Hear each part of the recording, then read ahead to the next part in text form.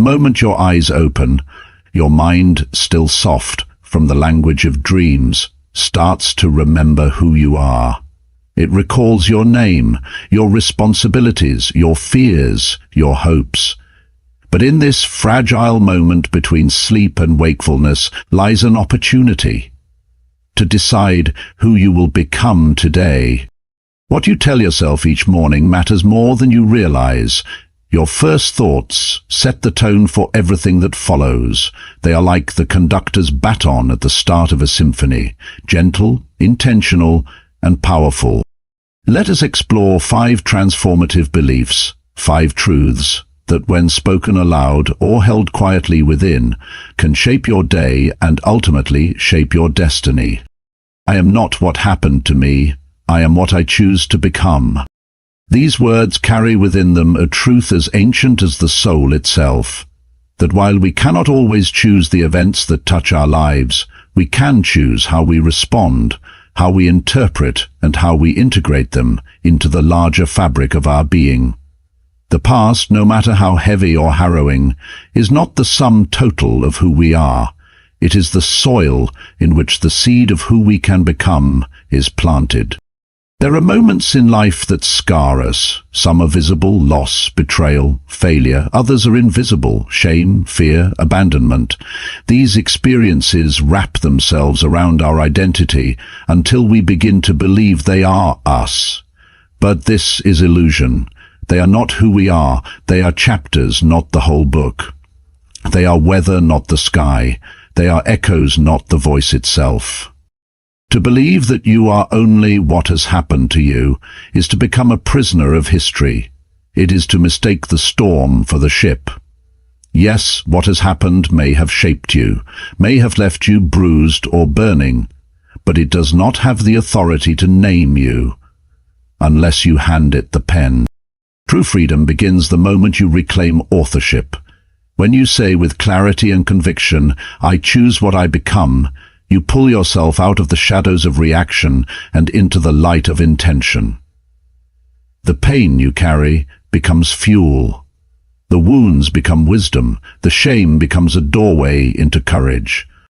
Imagine the soul as a river. Sometimes it flows gently. Sometimes it crashes over rocks. Sometimes it dries into a cracked silence, but always it moves. Always it finds a way. The river never confuses the boulder with its identity. It doesn't stop and say, "This rock defines me." No, it flows around it, over it, through it, and keeps going. So must we. The story of becoming is not a straight path. It winds, it falters. Often it demands we walk through darkness before we recognize our own light. Think of the caterpillar, unassuming and bound to the earth. It enters a cocoon not to rest, but to dissolve.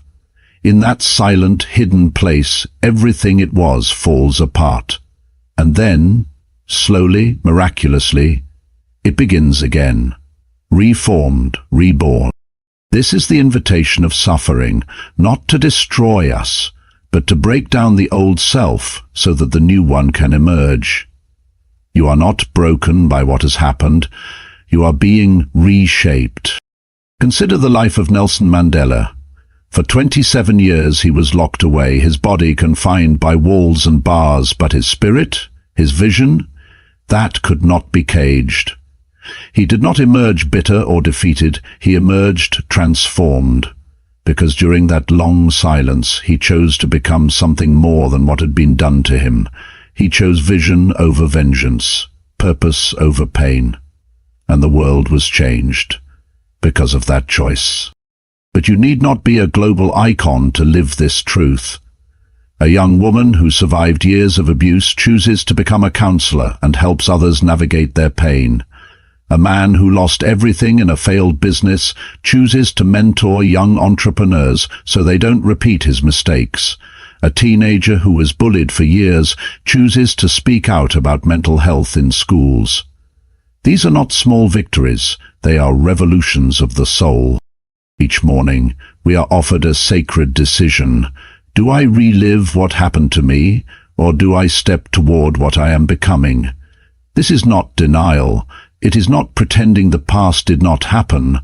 Rather, it is the act of integrating it, honoring the pain without allowing it to rule.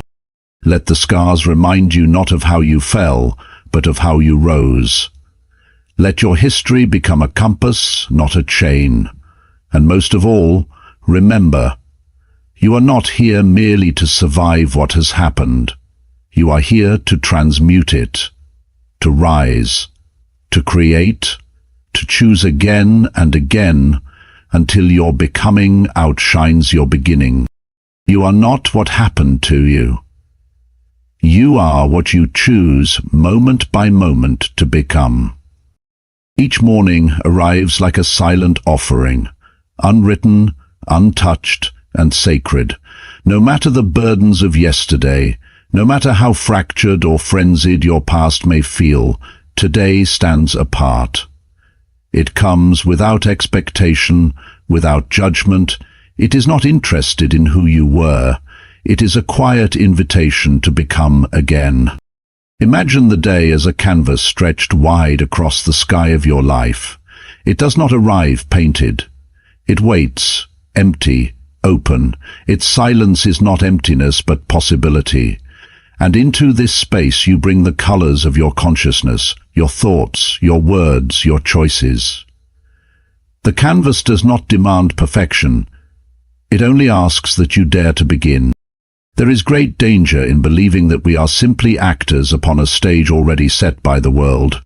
From the moment we are children, we are handed scripts. Be successful, be liked, be safe, be small. But life is not a role to be performed. It is a creation to be lived. And the most tragic mistake is to forget that the brush belongs in your hand, not in the hands of others. Each morning you have a choice, to repeat the old strokes, to paint in the lines others have drawn for you, or to begin anew, to choose your own palette, to risk color, to risk truth. The challenge is that many of us rise already entangled in the threads of yesterday's chaos. We replay conversations in our heads, relive mistakes, dwell on what could have been. But what we fail to see is that this mental rehearsal is not harmless. It is a form of unintentional creation. What we rehearse, we reinforce. And what we reinforce, we recreate. The past becomes the future not because it must, but because we keep painting the same picture. But if you can pause, even for a moment, and remember that the day has not yet been written, you return to your power. The power not to erase the past, but to paint forward from it. Not from fear, but from clarity. Not from bitterness, but from vision. There is a woman I once knew, an artist of a different kind. She was not famous, she was not loud. In fact, for many years her life was gripped by a deep, unspoken anxiety, the kind that makes your body tense before you even leave the bed, the kind that whispers, "You're not strong enough for this world." Every morning was a battle, every thought was a storm. But one day, in the stillness of her bedroom, she picked up a pen and wrote one word on a yellow sticky note. Brave. She placed it on her mirror, where she could not avoid it. The next morning, she read it aloud. Quietly, like a secret. Brave. At first, the word felt foreign, like trying on a coat that didn't quite fit. But she kept repeating it, day after day, and slowly the word moved from her lips to her spine. She found herself holding eye contact a little longer, saying what she meant. Walking into rooms she used to avoid, the word became muscle, then movement, then mission. Years later, she stood on a stage, speaking to women who had forgotten their own voices. She now runs a foundation helping others remember that they too can choose their palette. They too can paint new lives. This is the alchemy of intention. One word can change a life. One morning can alter the course of a year, but only if we wake up and remember who holds the brush. So often we search for meaning as if it exists somewhere out there, hidden in some distant future or bestowed upon us by fate. But meaning is made, not found. It is formed in small, unseen acts, a kind word, a deep breath, a difficult decision made from integrity. These are the brushstrokes. This is the art of living. You need not have it all figured out. You need not paint a masterpiece every day. But you must begin. Begin with one choice that reflects your truth, one word that calls forth your courage, one act that disrupts the story you've outgrown. The canvas is waiting. The colors are yours to choose. I am worthy of love even when I am still healing. These words might feel foreign to you, perhaps even uncomfortable. We are not taught to speak to ourselves this way. From an early age, many of us are conditioned to believe that love must be earned, that we are lovable only when we are successful, when we are calm, when we are smiling, when we are whole. And so, when we are not these things, when we are messy, confused, hurting, we begin to withdraw, not just from others but from ourselves. Yet healing is not a destination, not a state to be conquered or finished, like a task crossed off a list. Healing is more like a spiral. It revisits old wounds, deepens our understanding, and moves in rhythms we cannot always predict. One day you feel light as air, laughing easily, open to the world. The next, a small memory or word knocks you into a quiet ache that has no language. This is not failure. This is the nature of being alive.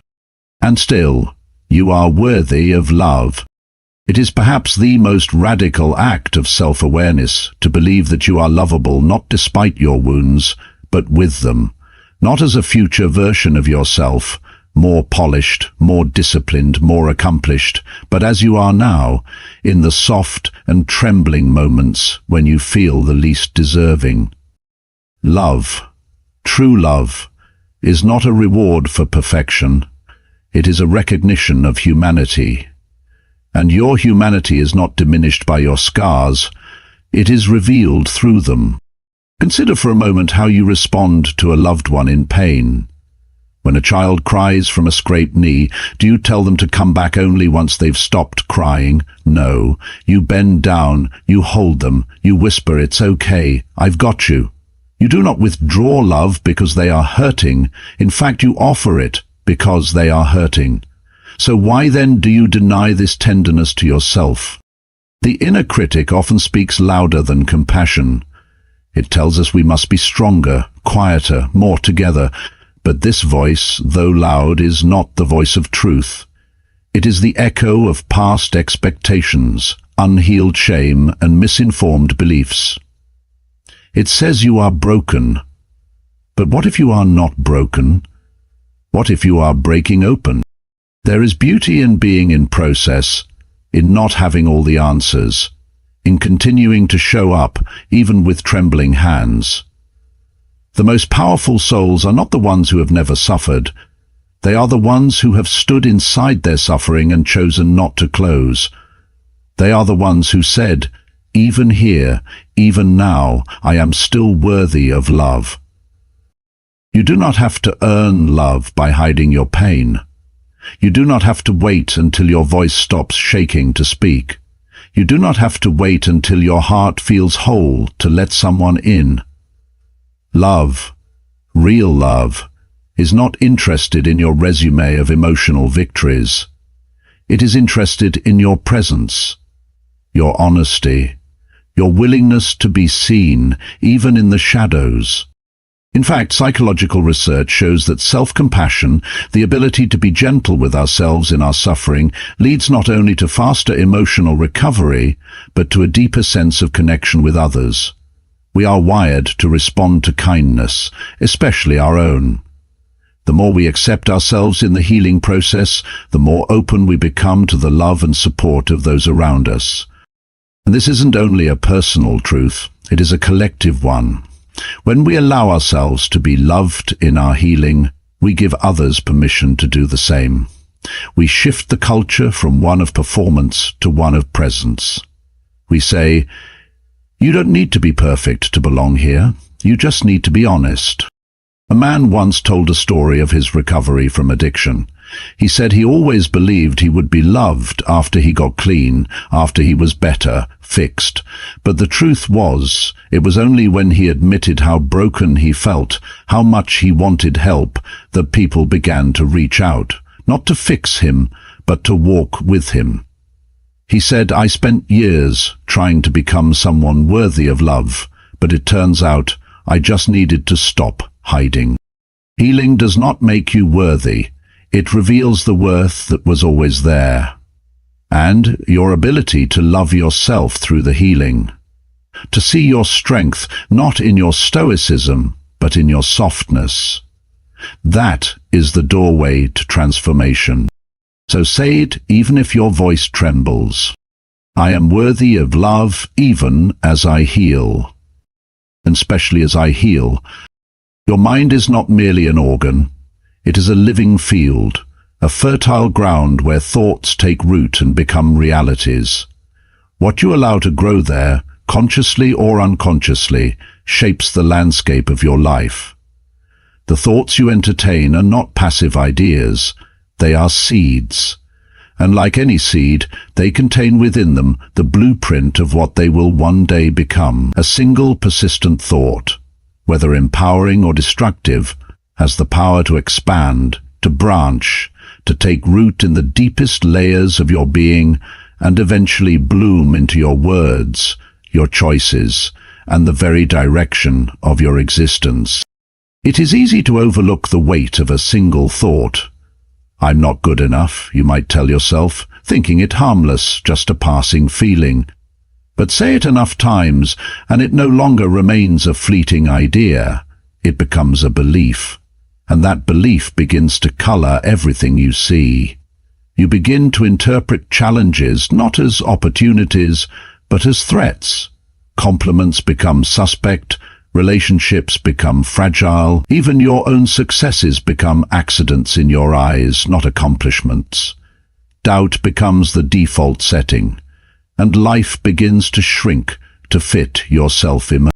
On the other hand, when you wake in the morning and plant the thought, I can handle whatever comes, something remarkable starts to shift.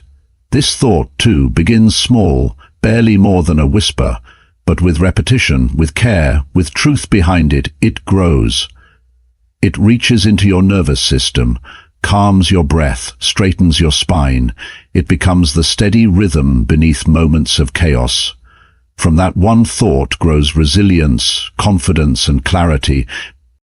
There is a great illusion that we are victims of our minds, that we are at the mercy of whatever thoughts appear. But the truth is more empowering. While we may not control which thoughts arise, we absolutely have the authority to choose which thoughts we nurture. Thoughts come and go like the wind, but what you tend to, what you give your attention, your time, your belief, becomes your psychological ecosystem. You cannot plant despair every morning and expect joy to bloom by noon. You cannot nourish fear and be surprised when courage withers. Imagine two people who lose their jobs on the same day. Their external circumstances are identical, the same loss, the same uncertainty, the same need to adapt. The first sees this event as a personal failure. They think, I was never enough for this place, maybe I don't belong anywhere. That thought takes root. In days it becomes discouragement, in weeks, paralysis. Eventually they withdraw, stop applying, stop believing. What began as a single interpretation has metastasized into a narrative of worthlessness.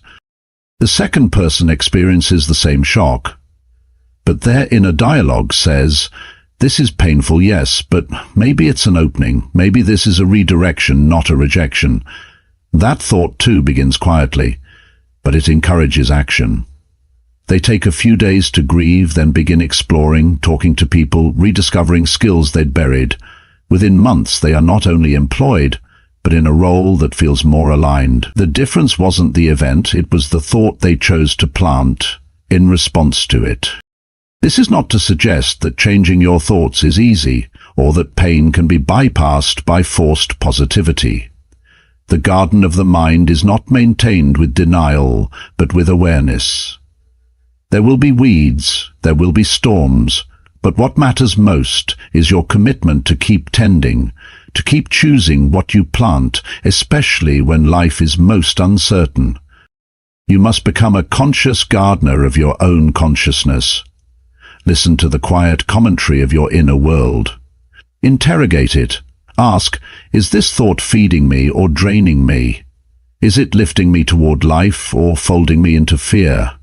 The mind will offer both, but only you can decide what grows. It begins always with awareness, then with choice, then with practice.